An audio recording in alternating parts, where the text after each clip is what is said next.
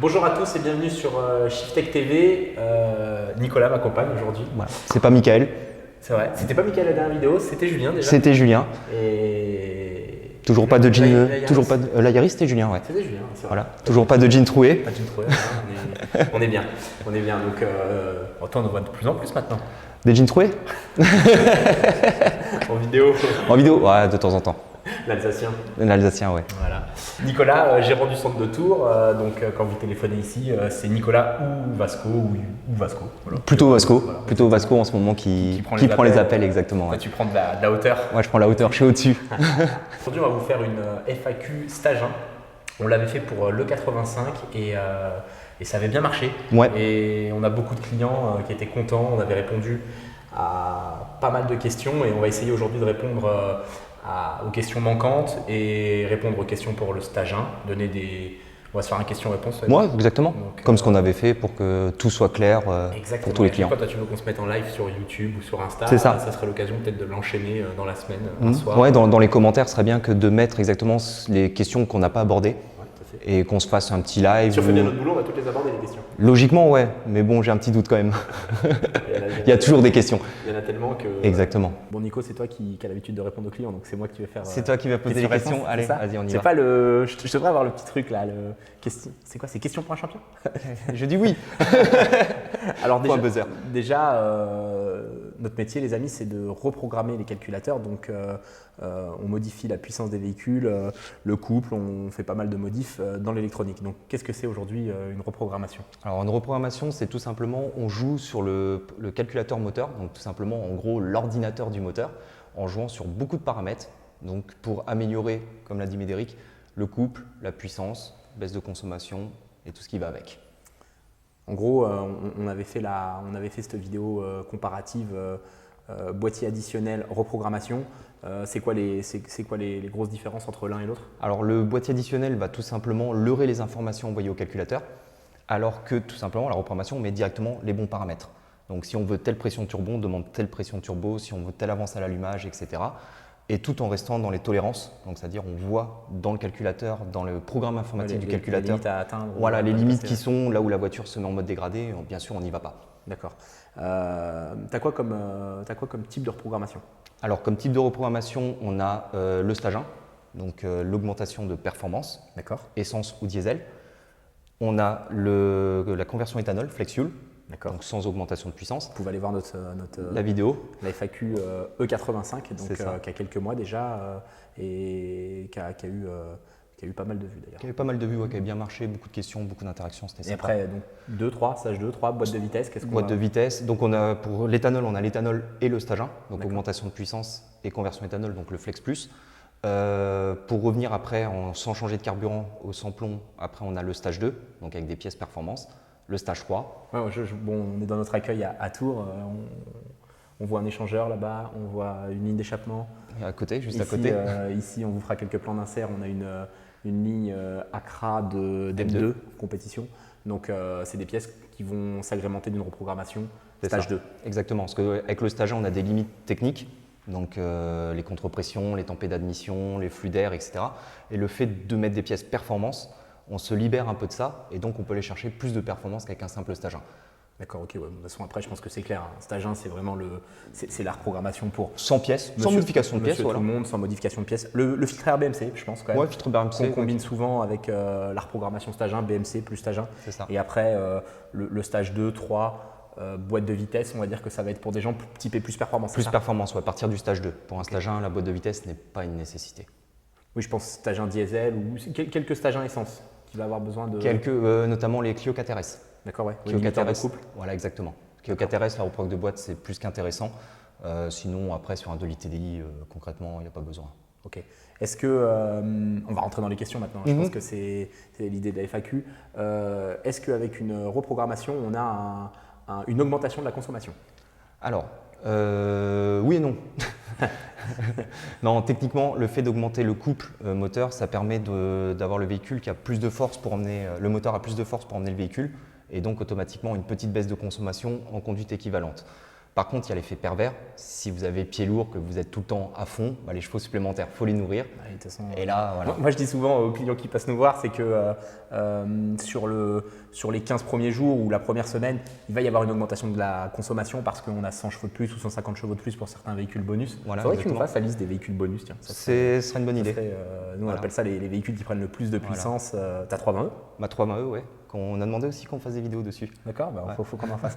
Et donc, au départ, vous avez plus de puissance, plus de couple, vous vous servez du véhicule avec ce surplus de puissance. Mais si vous repassez sur une conduite classique, Là, il y a le une beau baisse père de de famille qui va partir en vacances, qui va croiser les volcans d'Auvergne, les Voilà. premières côtes, régulateur de vitesse 6e, et le véhicule, au lieu de faire 6, 5, 4 sur la boîte de vitesse, il va rester en 6e, il va monter au couple.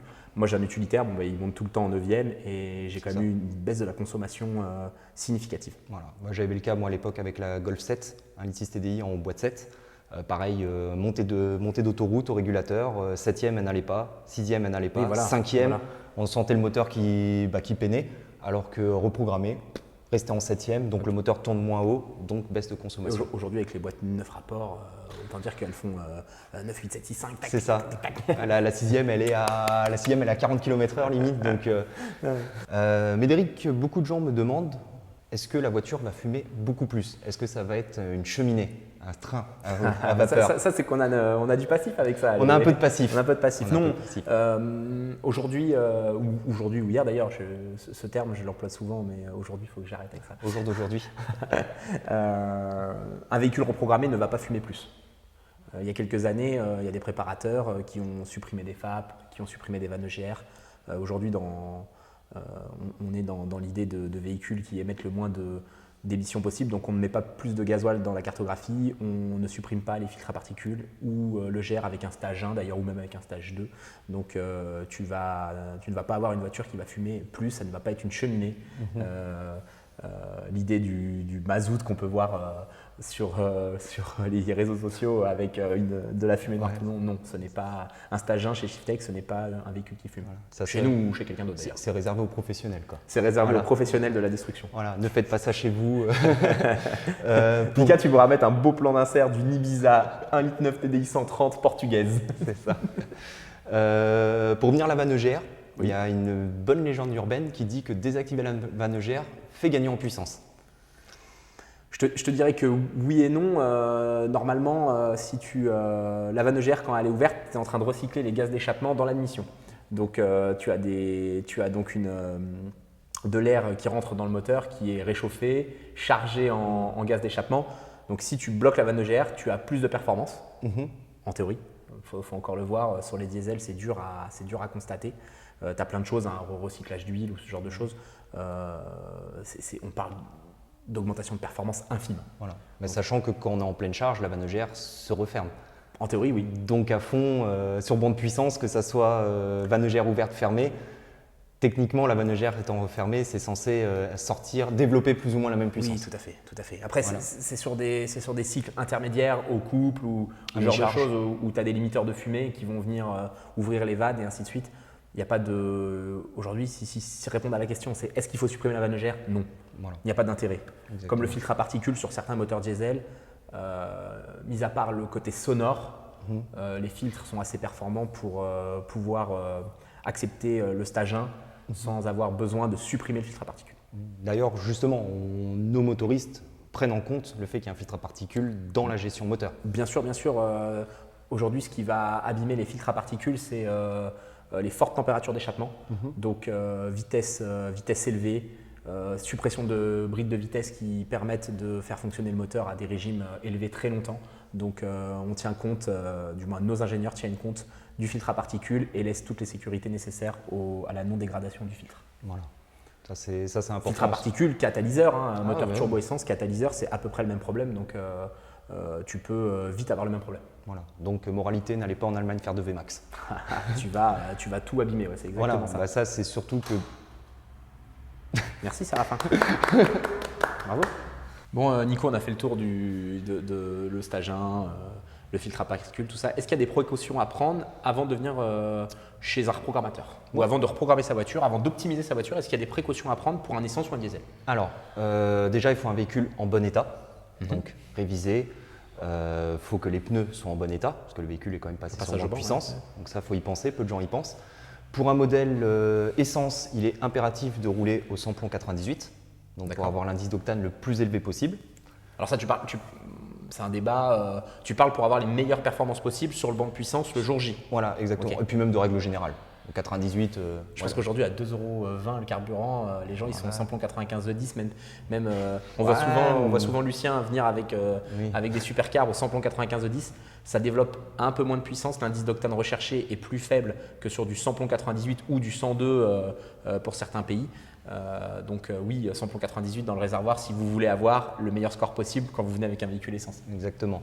Des bougies et bobines d'allumage récentes pour les moteurs essence aussi, ça c'est important. De toute façon, pour que le moteur fonctionne, il faut que l'allumage soit bon, donc ça c'est important de le faire. Sinon après, à part ça, rien de plus. De manière, si vous venez dans un centre ou si vous préparez votre voiture chez n'importe quel autre préparateur, en règle d'usage, je pense que 30 000 km c'est vraiment le grand max pour des bougies sur un turbo essence. Même moins selon les, tu parles moteurs. De véhicules spécifiques comme le TCE ou le THP. THP PureTech, changer à chaque entretien, même si vous restez d'origine.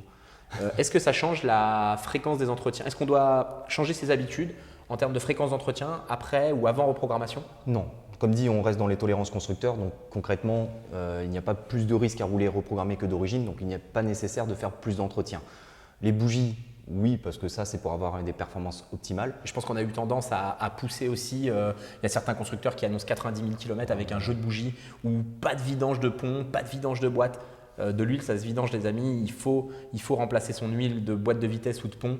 BMW ne préco pas sur une 6 HP, une boîte 6 vitesses année de 2005 à 2013 ne préconise pas de vidange. Le constructeur de la boîte préconise 60 000 ou 90 000 peut-être 90 ou 120 000. Donc, comme dirait ZF, donc le fabricant de la boîte, quand je les avais appelés, il m'a dit une chose très simple, il m'a dit c'est comme la friteuse. Vous pouvez… Au bout de je ne sais combien de kilos de frites, vous pouvez toujours faire des frites, mais vous allez voir un peu la tête de l'huile et des frites. Regarde, concrètement, ce ne sera pas terrible. Ah, ça sonne. Hein. Au revoir. C'est un boulanger. T'entends? C'est le boulanger du coin.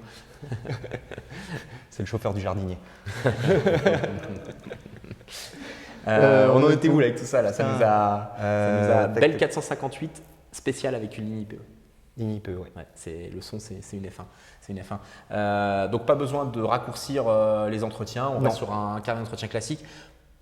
Après, vous pouvez toujours faire l'entretien plus tôt. Hein, c'est pas, voilà, ce qui peut plus, peut le moins, comme on dit. Hein. Typiquement, une Golf 8 TDI 150 ou une Golf 8 TDI 204 maintenant, 200. C'est le même plan d'entretien et il s'amuse avec sa Ferrari de jardinier. Donc, pas d'intérêt. Pas d'intérêt. Non, concrètement, suivez l'entretien préconisé par votre constructeur. Respectez temps de chauffe. Temps d'arrêt, c'est compliqué. Donc, parce que le temps d'arrêt, il y a les start and stop qui, dès qu'on arrive au feu, le moteur se coupe, ce qui n'est pas terrible. Donc, appuyer sur un bouton, c'est toujours bien de le faire avant de prendre le véhicule. Temps de chauffe, très important. Voilà. Mais ça, même d'origine, hein, c'est des choses… Oui, ça, c'est des règles d'usage finalement. Des règles d'usage, exactement. Avant reprogrammation ou après, il n'y a pas de débat. Je pense qu'on a débattu sur toute la partie avant reprogrammation. Ouais. Je te propose d'enchaîner maintenant sur… les conséquences d'après. Voilà, une fois que le client ou que un de nos abonnés a décidé de reprogrammer son véhicule. Donc déjà, comment ça se passe? Combien de temps il faut prévoir? Est-ce qu'il y a on fait des modifications spécifiques? Est-ce qu'on modifie l'électronique du véhicule? On a souvent des clients, est-ce que le moteur va tourner moins vite? Voilà. Si tu veux répondre brièvement à toutes ces questions. Alors, brièvement à toutes ces questions. La réponse est non. Voilà. Donc, comment ça se passe? Le temps, donc déjà, il faut prendre rendez-vous, etc. Le temps va varier en fonction des véhicules. C'est-à-dire entre préparer un 2 litres TDI 150 et préparer une McLaren, c'est pas du tout le même temps à effectuer dessus. Pas parce qu'on ne va pas développer le 2 litres TDI moins bien que la McLaren, hein. C'est parce qu'il y a plus de démontage Il y a plus de démontage. Les McLaren, il faut démonter, déjà pour la passer au banc, il faut démonter le diffuseur arrière. Pour accéder au calculateur, il faut démonter le passage de roue. Donc rien que ça nous prend du temps. Et puis surtout, il faut être honnête, on a fait moins de McLaren que de TDI. Oui, tu n'as pas les mêmes habitudes. Voilà, exactement. Et donc c'est surtout ça. Ensuite, l'histoire de la vitesse, le contour va diminuer. On m'a souvent posé cette question. Ce qu'il faut savoir, c'est que non, c'est mécanique, c'est la boîte de vitesse et le rapport de La démultiplication. pompe, qui va faire qu'à 130 km/h, vous êtes à, je vais dire une bêtise, à 2500 tours en sixième, que la voiture fasse 100 chevaux, qu'elle en fasse 1000, ça ne changera rien. Ok. Voilà. Est-ce qu'on a besoin de modifier les freins ou le châssis?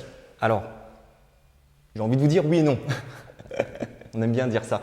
D'un point de vue théorique, non, parce que la voiture, quand vous êtes à 130 km/h pour vous arrêter, qu'elle fasse 100 chevaux, 500 chevaux, 1000 chevaux, ça sera toujours la même distance. Ce qui fait la puissance de freinage, les distances de freinage. Oui, c'est l'ensemble étrier, frein, diamètre de disque, plaquette, quoi. Voilà, les pneus bien sûr qui jouent, éventuellement les suspensions et le poids du véhicule. Ce que tu veux dire, c'est qu'à 130 sur l'autoroute reprogrammée ou à 130 sur l'autoroute d'origine, Ça la sera distance pareil. de freinage, tu freines la même masse à la même vitesse. Exactement. Par contre, après, si tu es sur une piste, bah, tu vas arriver à des vitesses un peu plus élevées, donc tu vas solliciter un peu plus les freins. Exactement. Mais pour une véhicule en stage 1, je parle bien, Oui. on va pas rentrer, On va pas rentrer dans les trucs sur un usage classique. Voilà. Les freins d'origine ou châssis d'origine suffit. suffisent largement, exactement. Ok. Il n'y a pas besoin de faire des grandes modifications. Il n'y a pas besoin de faire de modifications. De manière, encore une fois, la Golf 8, c'est pas le bon exemple ça. Le Caddy 75 chevaux, c'est 75 chevaux, ouais. Le Caddy 75 105 ou la Golf 150, je pense qu'elle a le même dispositif de freinage sur l'essieu avant ou l'essieu arrière, quoi. Voilà, Donc, ouais. Donc des fois, il y a 2-3 choses qui changent sur les fameux moteurs bonus au niveau des disques arrière qui sont ventilés ou pas. Mais bon, c'est plus sur l'endurance que vraiment la puissance de je pense freinage. qu'on va être de plus en plus vers ça, vers des voitures avec un moteur bridé et t'as 320e. Faut regarder les freins quand même. Oh, ouais. Bah, après, je sais plus sur quel groupe on m'a dit oui, mais bon, sur piste, c'est pas terrible. Une 320e n'est pas prévue pour aller sur piste. Une 320e, c'est prévu pour aller sur autoroute, tranquille, au régulateur. Tu as fait un titre, Nico. Ma M3 plus rapide qu'une M3 G80. Kevin. T'as cherché la merde d'entrée. Non, Kevin qui n'est pas présent. Et La Formule 1 de nouveau de retour. Elle va frotter. Non. Oui, non. Crac. Ah non, ça pas va. encore. Ça va. Ça passe juste. Il n'a même pas lifté. Il n'y a pas de lift, hein? Si, elle a le lift, je pense. Ouais. Le lift, c'est pour les faibles. Après avoir revu cette belle Ferrari passer, est-ce que tu peux nous en dire un peu plus concernant l'électronique du véhicule embarqué? Donc ordinateur de bord, ABS, ESP. J'en ai fait quelques heures aussi à l'accueil ici, j'en fais un peu moins, mais on a des clients souvent qui rappellent j'ai un problème avec mon anti-patinage ou ce genre de choses. Est-ce qu'on modifie ces paramètres, oui ou non? Est-ce qu'on touche à ça? Non, clairement non. Il faut savoir, un véhicule est équipé d'un calculateur, donc d'un mini-ordinateur, pour chaque fonctionnalité de la voiture. C'est-à-dire il y en a un pour la clim, il y en a un pour les vitres électriques, un pour les feux, pour le moteur bien sûr, boîte de vitesse. Il y a, je sais pas, il faudrait regarder chez Volkswagen, il doit y avoir au moins 40 ou 50 calculateurs. Ouais, des boîtiers, finalement, c'est des calculateurs. Ouais, ils sont, oui, c'est vrai. Tu peux potentiellement changer les informations qui sont dedans, donc ils sont… Voilà, exactement. Donc concrètement, non, on ne modifie pas. Si vous faites la reprogrammation, 10 jours après, vous captez moins bien la radio, ce n'est pas la reprogrammation qui fait que ça capte moins bien la radio. C'est qu'il y a peut-être un problème sur les ondes, il y a peut-être un problème autre chose. Pareil, la voiture éclaire moins bien. Non, on ne touche pas au feu xénon ou LED ou halogène. Je me souviens d'une voiture un jour, le parallélisme n'était plus bon. Ouais, voilà, c'est juste pas possible. Donc, par contre, il peut y avoir, lors de la reprogrammation, des voyants ESP, ABS qui peuvent s'allumer. Okay. Pourquoi? Ça dépend du passage au banc. D'accord. On a les deux bandes puissances. Donc voilà, nous on a les deux bandes puissance, on va le montrer après, mais il y a un banc de puissance qui est synchronisé et l'autre qui ne l'est pas. Celui qui n'est pas synchronisé, il y a l'ESP ou l'ABS qui s'enclenche parce que tout simplement les roues arrière par exemple ne tournent pas quand c'est une traction et les roues avant ne tournent pas quand c'est une propulsion. Oui, il y a un différentiel de vitesse, pour être simple, il y a un différentiel de vitesse entre la roue avant et la roue arrière. Une traction, on va faire tourner que les roues avant sur un banc. Notre ancien banc par exemple, le Cartec, et maintenant on a un banc Rotronix qui est lié, les rouleaux avant et arrière sont liés et ils tournent avec une courroie, donc là on a tout à la même vitesse et on n'a plus de voyants sur le véhicule et on n'a plus besoin de démonter l'arbre de transmission sur certaines 4 roues motrices comme c'était le cas sur les R8 avant, exactement. Après nous avoir parlé des boîtiers moteurs et tout ça, je pense qu'il y a une question qui revient souvent. Est-ce qu'après modification du calculateur moteur, un garagiste, un concessionnaire, le contrôle technique, est-ce que quelqu'un peut encore rentrer dedans? Oui, bien sûr. Bien sûr, il faut savoir, le calculateur, le concessionnaire, il est là pour faire son boulot. On ne va pas le bloquer pour faire son boulot. Donc, il peut toujours lire les codes défauts, effacer les codes défauts, réinitialiser le plan d'entretien. D'accord. Donc, De toute manière, finalement, tu l'as expliqué juste avant, c'est un autre calculateur qui fait le plan d'entretien. voilà. Ah, dans certains cas, ça dépend. Souvent, c'est le moteur aussi. C'est calculateur, ok. Voilà, ça dépend des calculateurs, mais très souvent, c'est le moteur. Mais ça n'empêche pas. Et surtout, quand il fait ça, il n'écrase pas notre programmation. Parce que beaucoup de gens pensent que quand le concessionnaire fait un codage, parce que c'est un codage, hein, là, c'est pas une reprogrammation, c'est un codage, il dit juste, l'entretien, c'est dans 30 000 km. Voilà. Alors après, tu as déjà ouvert la question d'après. J'ai déjà ouvert. T'as vu ça Ça c'est bien, on parle le même langage. Voilà. C'est plus simple qu'avec Mika. Tu as parlé de écraser, reprogrammer. Donc un client vient chez nous, on modifie la cartographie de son véhicule. Si vous êtes encore sous garantie, si vous emmenez votre véhicule chez le concessionnaire, il peut y avoir une remise d'origine du calculateur. Ouais. Donc comment on fait dans ce cas-là? Déjà, est-ce qu'il peut remettre facilement d'origine? Est-ce que nous, on peut remettre préparé? Alors, on peut. Alors déjà, comment le ressentir? Donc quand c'est une reprogrammation stage 1, c'est pas compliqué. Si vous sortez du concessionnaire, que vous avez l'impression que la voiture a perdu 100 chevaux, c'est qu'elle est remise d'origine. Voilà. Souvent les gens. Après, il y a quand même beaucoup de côté psychologique où on pense que c'est d'origine et c'est pas d'origine. Ça nous est déjà arrivé plusieurs fois en disant la voiture, elle est d'origine, elle avance plus. On la passe au banc, elle a même pris un peu de chevaux par rapport à la dernière fois. Donc des fois c'est psychologique effectivement. Mais voilà, si ça arrive, ce qui peut arriver, c'est simple. Vous passez un coup de téléphone au centre qui lui va tout simplement prendre rendez-vous et remettre la cartographie gratuitement, en prenant en compte la mise à jour. Ça, c'est des engagements Shiftech, gratuitement, chez nous.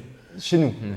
Ah oui, c'est vrai que les autres préparateurs, après chacun… Après, je pense qu'un véhicule qui n'est plus sous garantie constructeur ou qui n'a pas bénéficié de rappel constructeur comme Volkswagen, on peut demander à notre concessionnaire de ne pas faire de mise à jour. Exactement. Voilà. Attention, ceux qui sont on l'avait déjà dit dans la vidéo E85, les personnes qui ont une conversion éthanol, si vous passez chez votre concessionnaire, allez-y au samplon 98, si le véhicule est remis d'origine, vous vous retrouvez avec un véhicule qui a de l'éthanol dans le réservoir et une cartographie d'origine. Donc il peut y avoir risque de casse moteur, risque de panne. Je pense que tu as eu plusieurs fois le cas de clients qui ont appelé ici. Des voyants moteurs, la voiture, je ne comprends pas, elle saccade.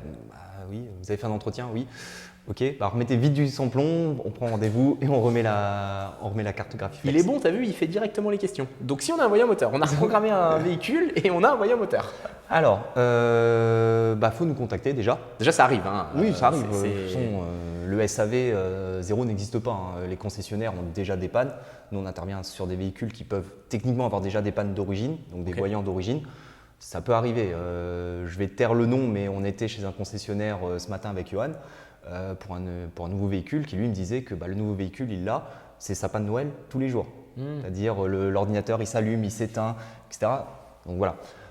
Pour le voyant moteur, donc, il faut savoir un voyant moteur s'allume pour plusieurs raisons. Donc il y a la lampe d'Aladin. Voilà, exactement. Mais c'est pas possible. Voilà, il y a plusieurs niveaux d'erreurs dans un calculateur moteur. Donc des fois, il y a des erreurs pas très très graves, donc ce qui fait que vous n'avez même pas d'alerte. Vous, l'utilisateur ne voit rien. Il n'y a qu'à la valise qu'on voit qu'il y a une erreur. Le défaut passif, quoi. Le défaut qui n'est pas important. Après, il y a le défaut qui alerte le conducteur, donc avec le fameux voyant moteur qui s'allume, mais la voiture a toutes ses performances. Donc là, il y a quelque chose, il faut regarder, mais ce n'est pas suffisamment grave pour endommager le moteur. Je pense que là, il faut quand même faire attention. Tu parles de véhicules vraiment très récents. Un véhicule ancienne génération, un calculateur mètre 9 par exemple, tu peux te retrouver avec le sapin de Noël et le véhicule qui a toutes ses performances et qu'il faut quand même faire attention. Il faut quand même faire attention, voilà. Ouais. Donc, mais après, moi je pensais plus par exemple là, il y a une sonde lambda après catalyseur qui a un défaut, donc ça met le code P0420. Excusez-moi, défaut d'efficacité catalyseur qui concrètement n'engendre pas une panne sur le véhicule qui permet de rouler, mais il faut quand même faire attention, il faut quand même trouver. Voilà. Et après le troisième niveau, donc là c'est une panne grave, c'est tout simplement la voiture se met en sécurité. Donc, coupure moteur, safe mode, c'est fini. Voilà, 40 km/h. Ça consomme 15 litres au 100, ça enrichit, ça baisse la pression turbo, ça coupe tout. Ça, c'est les sécurités qui sont mises en place pour ne pas casser. C'est pour ça que les moteurs quand même relativement récents sont plus fiables qu'avant. C'est-à-dire des grosses pannes, franchement des casse moteurs, je pense, il faudrait avoir des statistiques, mais pour moi ça n'existe plus. Un joint de culasse, qui c'est qui a fait un joint de culasse c'est vrai que les véhicules sont de plus en plus solides finalement, et quand c'est des désagréments, c'est le petit désagrément électronique, la sonde, le capteur, le filtre à particules. Aujourd'hui, c'est quand même c'est là pour le bien de tous, mais c'est souvent avec des petits défauts, d'AdBlue par exemple. d'AdBlue, oui. Donc moi je fais beaucoup de routes et je suis souvent embêté avec l'AD Blue ou le filtre à particules. C'est ça. Donc si vous avez un voyant, contrôlez, et si vous avez une question suite à un voyant parce que vous êtes reprogrammé chez nous ou chez quelqu'un d'autre, un coup de téléphone, c'est le plus simple et c'est le plus rapide. Voilà. Le plus simple pour nos clients, c'est de nous appeler quand les clients sont proches du centre, de se déplacer, faire un coup de valise de diagnostic, c'est gratuit. Quand la personne vient de loin, parce qu'on a des clients qui viennent de très très loin, là le mieux c'est d'aller voir votre concessionnaire, votre garagiste, passer un coup de valise, nous appeler avec les codes erreurs, parce que tout simplement il peut y avoir une erreur qui n'a rien à voir avec nous. Je me souviens d'un ami avec sa BMW 335i, tu te souviens la Stage 3, c'est vrai. la voiture on a mis des semaines à la régler, on l'a utilisée, elle n'avait pas de problème, rien du tout, il la récupère, le lendemain il nous appelle, la voiture ralentit, instable, voyant moteur dans tous les sens. Il revient et on se rend compte que erreur lambda, il a le fil de lambda qui avait été bouffé par un rongeur.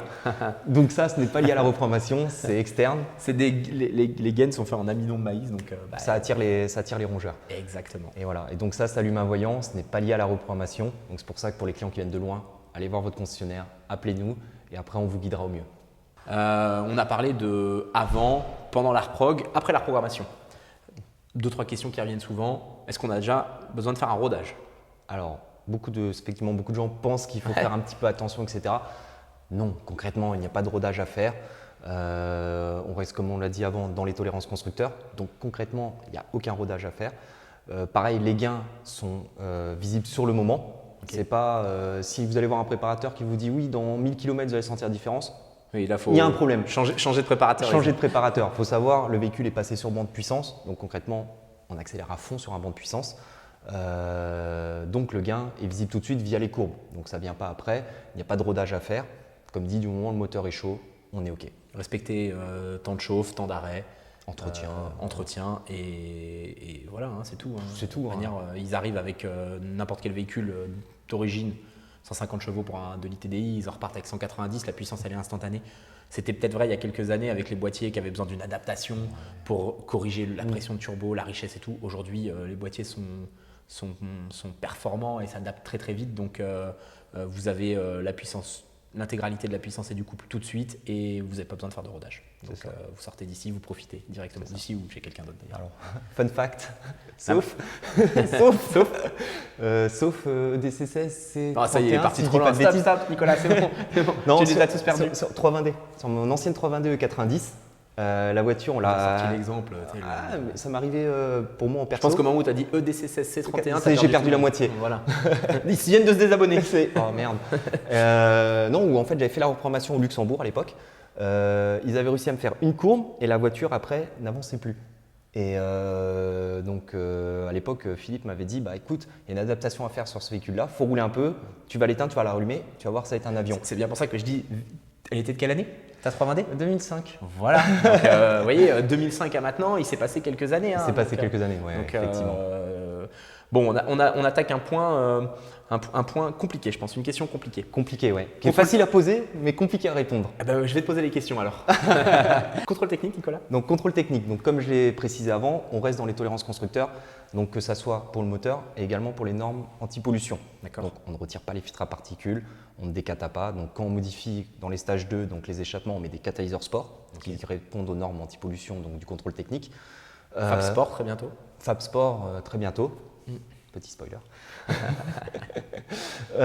Donc concrètement, non. Le contrôle technique, lui, il ne voit pas la puissance, il ne voit rien.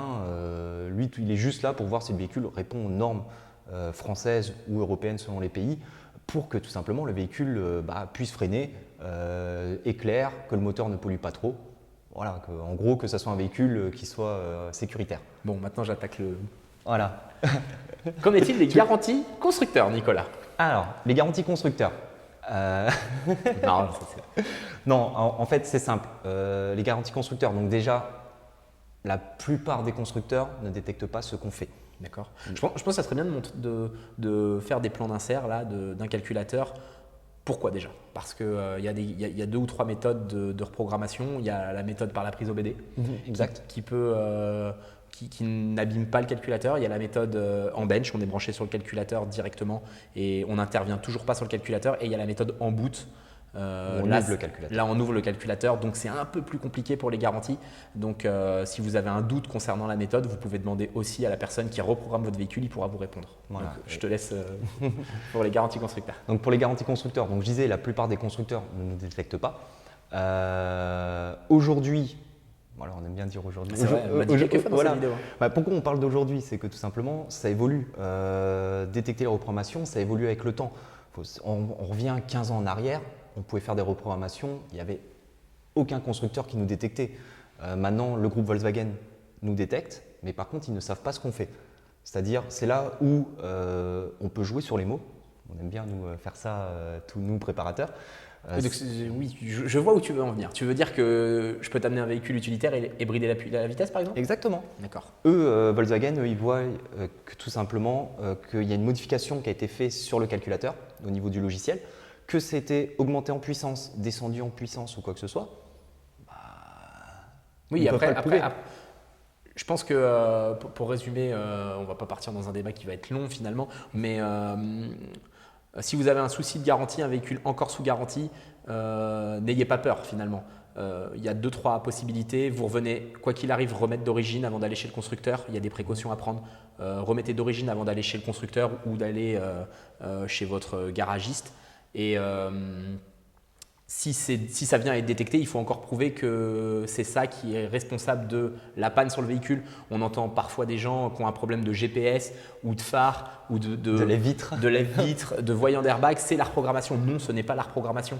Et n'hésitez pas, si vous avez un problème avec la garantie, à reprendre contact avec le reprogrammateur qui a reprogrammé votre véhicule ou un centre Shiftech si c'est chez Shiftech. Et on peut vous aider si vous avez un problème de démarche avec un constructeur ou avec un garage.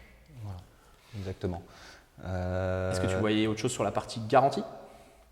Là, tel quel, non. Mais par contre, je vais te poser une autre question. Maintenant, c'est moi qui vais la poser, qui est toujours un peu critique qu'on nous a posée pour l'éthanol.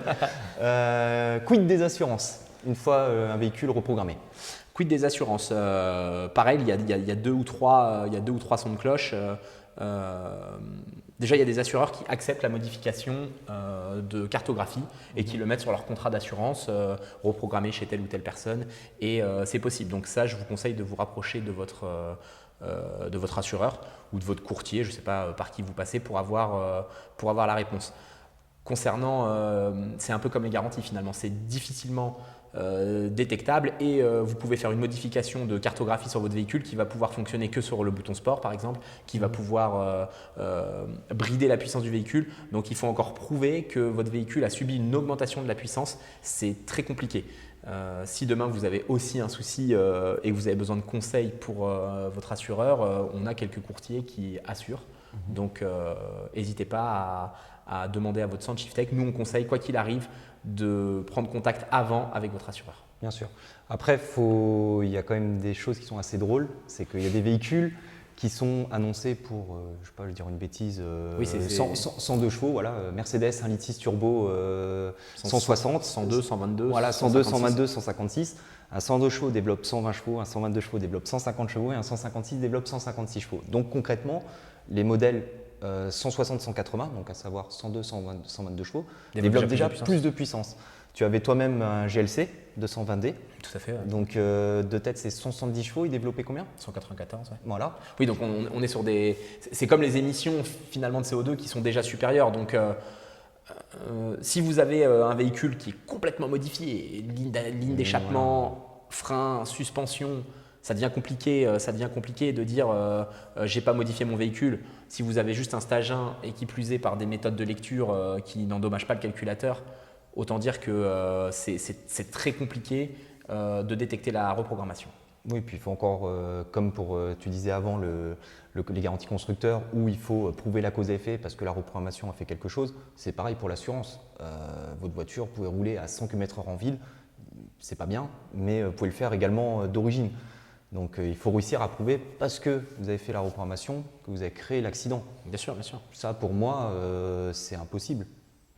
Oui, la cause à effet est compliquée.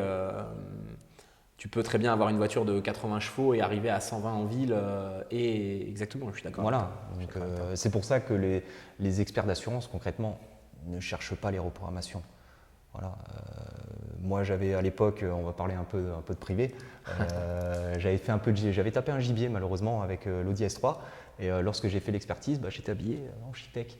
Et donc l'expert me demande la voiture, elle est reprogrammée. Je suis oui, effectivement, je suis en stage 1. Il regarde les dégâts, il me dit vous étiez à 70, ouais, pas besoin de 400 chevaux pour ça. Et il avait indemnisé à 100%. Parce qu'ils savent très bien que concrètement, c'est aller chercher la petite bête. Et chercher la petite bête, il faut prouver. Et là, on arrive dans des démarches qui peuvent prendre des années pour rien au final, pour qu'à la fin, ils perdent. Donc, oui, tout à fait. Ça reste un point aujourd'hui c'est une des grosses questions, hein, garantie, contrôle technique, assurance. C'est un débat entre nos clients, entre ceux qui souhaitent reprogrammer leur véhicule et ceux qui hésitent.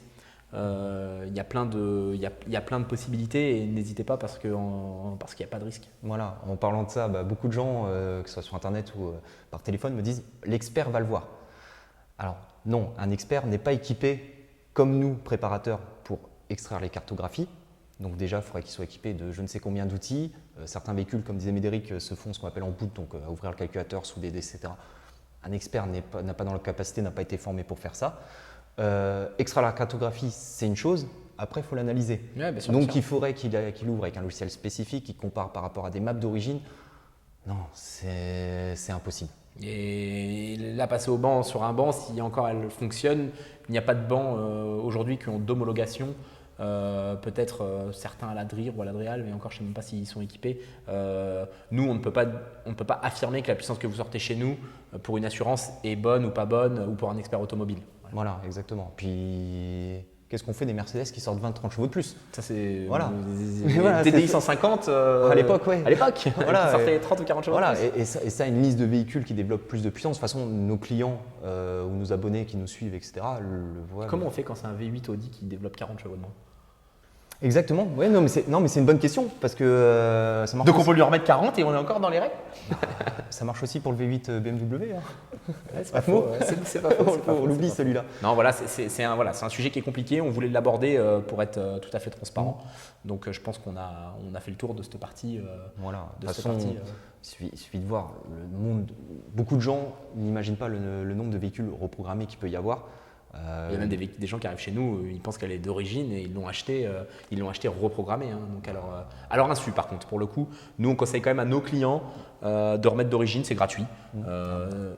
Tu prévois déjà la prochaine question. Nos engagements. Ah, les engagements Shiftech. Parce qu'on est quand même sur une vidéo Shiftech, donc on va parler un peu de nous, c'est ça? On va parler un peu de nous. On va poser la question directement, comme ça, sans coupure, sans rien. Quels sont nos engagements? Qu'est-ce que Shiftech déjà fait de vous fournir la meilleure reprogrammation du marché, forcément. Ça c'est logique, ça c'est acquis ça. Non, garantie logicielle. Donc si vous avez un problème sur la cartographie ou sur le calculateur, la remise d'origine gratuite dans tout le réseau. Le réseau s'agrandit pas chaque mois, mais presque en ce moment. Donc si vous reprogrammez un véhicule à Tours, vous pouvez le remettre d'origine ou faire un problème, régler un SAV donc au Luxembourg ou à Marseille. Donc c'est dans le réseau Shiftech, c'est nos engagements. Ou à Nantes. Reprogrammation. Ou à Nantes, c'est vrai. Surtout Julien. À Nantes. Voilà, Julien, c'est le spécialiste. Tous les SAV Shiftech doivent aller à Nantes. Julien, si tu me vois, elle est pour toi celle-là.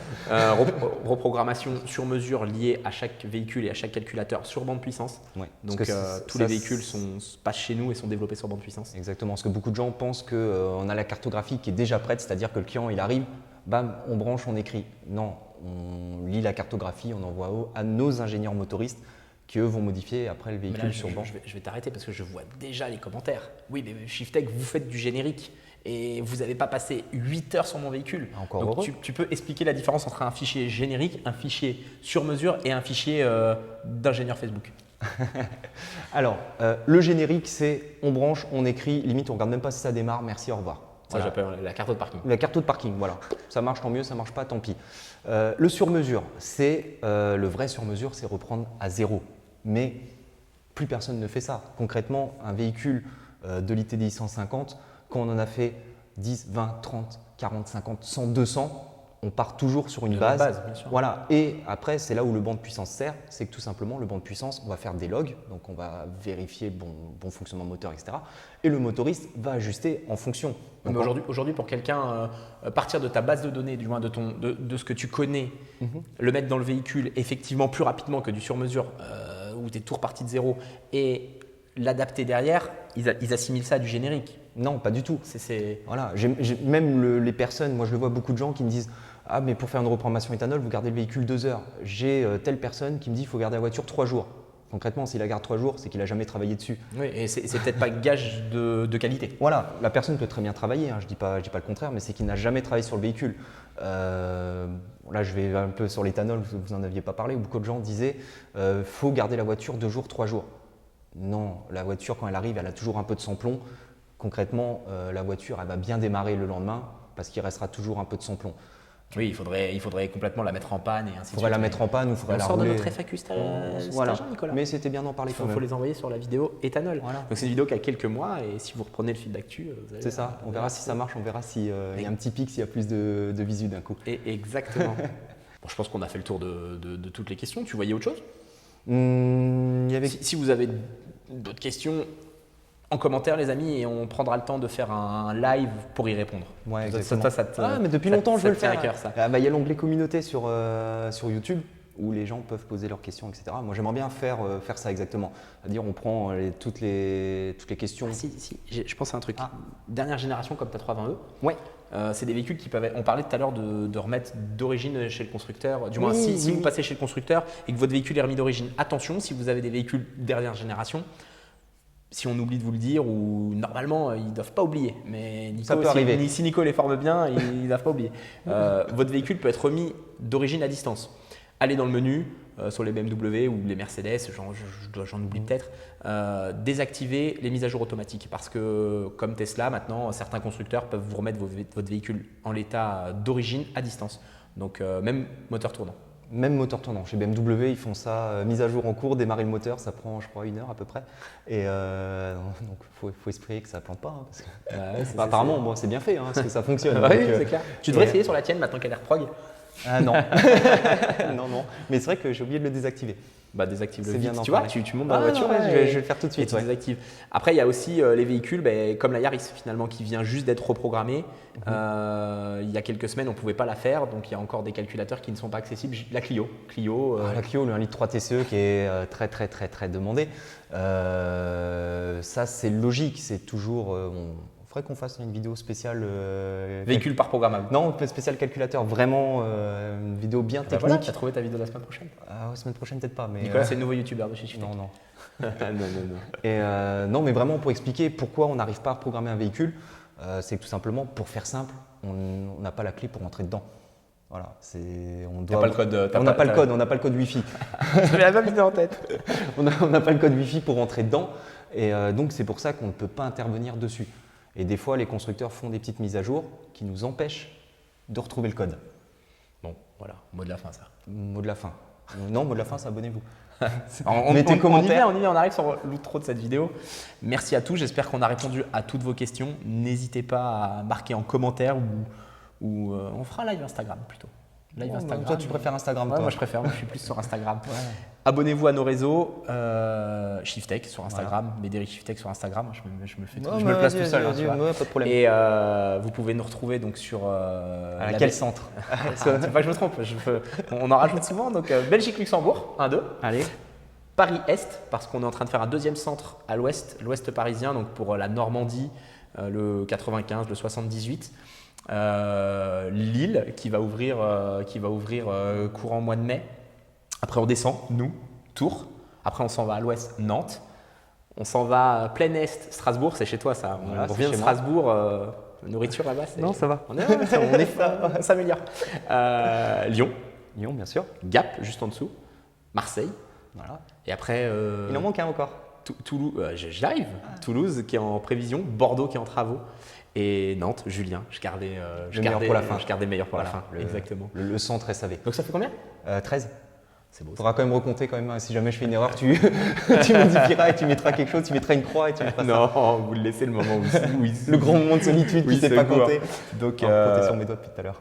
Merci à tous de nous suivre. N'hésitez pas à vous abonner sur tous nos réseaux pour nous donner un peu de force. Et voilà, on essaie de vous faire du contenu de qualité à chaque fois. Si vous avez kiffé, un petit like et abonnez-vous. Un petit pouce bleu et comme ça on essaiera de refaire une vidéo par semaine. Parce que là, voilà, je te récupérerai de tout. Bah là, on fait un rush 3.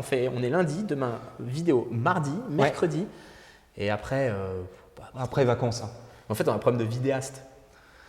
Donc, C'est voilà, toujours le problème avec les jeans troués, tout s'il ça. y a des vidéastes de talent en France, vous envoyez à MPM, Voilà. à MPM Production, et voilà. On est un peu en galère. On cherche du personnel dans tous les centres Shiftech, donc suivez notre activité et on cherche, on recrute pas mal de profils. Et le formateur est là. Voilà, pour les centres, pas pour la vidéo. Je donne pas ton Instagram. Non, mais ça sert à rien, mais j'ai pas de Shiftech. Allez, Allez, ciao. salut.